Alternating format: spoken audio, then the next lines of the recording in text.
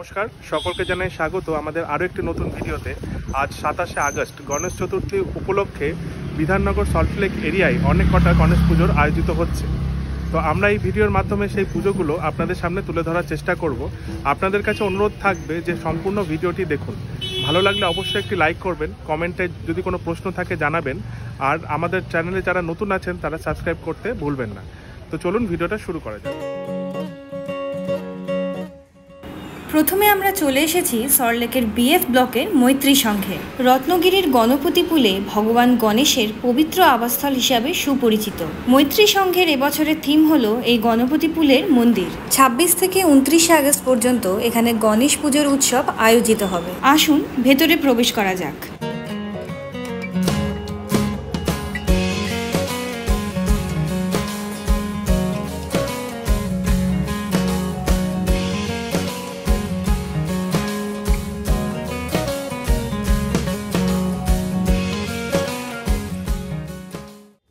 এরপর আমরা চলে এসেছি বৈশাখীর এএমপি মলের কাছে যুব ইউনাইটেড ক্লাব দ্বারা আয়োজিত গণেশ পুজোতে।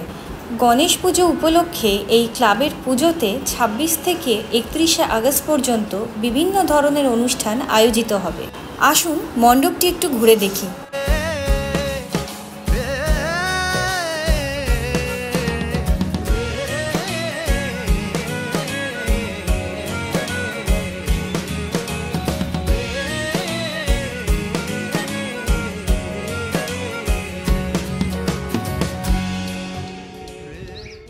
প্রত্যেক বছরের মতো এবারেও এই গণেশ পুজোর আশেপাশ দিয়ে একটা মেলা বসেছে, যা সন্ধে হলে হয়ে ওঠে জমজমাট।